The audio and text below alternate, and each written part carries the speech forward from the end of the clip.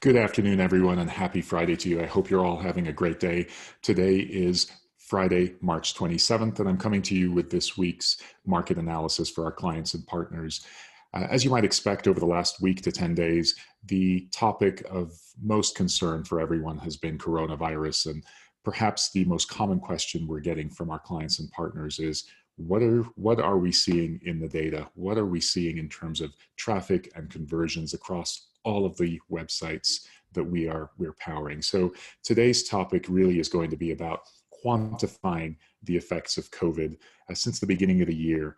And specifically, we want to talk about traffic and conversions to keep this a focused conversation.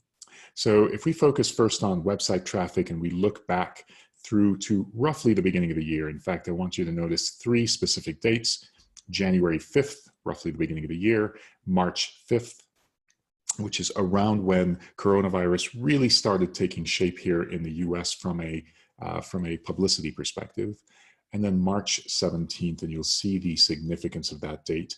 And this data goes all the way to yesterday, which is March 26th. And what you'll notice is there's certainly a somewhat flat line there that you can see in terms of trends. Yes, there's some peaks and some valleys, but on average, that curve is a linear flat line. What's interesting is on March 5th, we saw a pretty significant drop in aggregate traffic across industries. And we roughly estimated about 40%. You can see that there very, very clearly. And it occurred between March 5th and March 17th, so roughly a 2-week period, 12 days to be exact. What's interesting is since March 17th, about 10 days ago, we've seen a marked flattening and stabilization of the traffic. The drop has now stopped, and this is new since the last market analysis we had about a week ago. The descent has stopped. It's hard to predict what's going to happen in the coming few days. I will tell you that yesterday and today we've actually seen a turn up, but I think it's a little premature, obviously, to make a call there. What I do want you to notice, though, is the connection between website traffic and what you would expect conversions to be. And for conversions, I'm going to pick a specific industry. As many of you know, we have a very, very significant client base in new home sales. So I picked that particular industry to talk about. So you can see here overlaid with the website traffic, website conversions by day going back to approximately the same time frame. So January 5th to yesterday. And what you see there is, yes, there's an interesting drop there that coincides, conversion drop that is, coinciding with that period between March 5th and March 17th.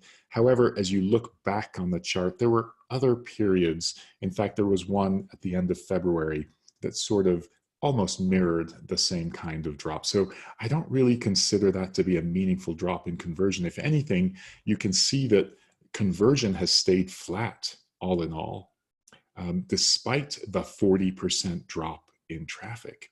So this is a really, really interesting phenomenon, because what it's saying is that while we've lost traffic, we haven't lost conversions, which means those in this case who are shopping for a new home are still out there, and we have not seen them reduce at all in terms of their website visits and their willingness to express interest, engage in a chatbot, and give their contact information.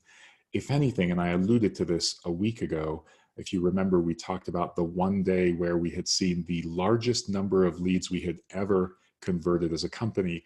That happened last week. Well, it happened again this week. So these are the 2 points where we've exceeded all prior conversion max points that we've ever had.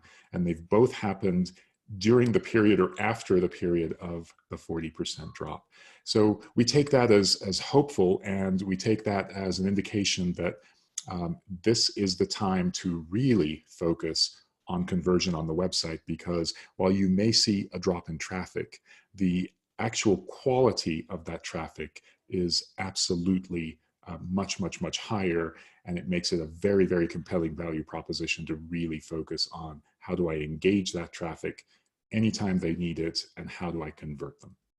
With that, I'll leave you this week. I hope you all have a wonderful weekend and week, and I'll talk to you soon.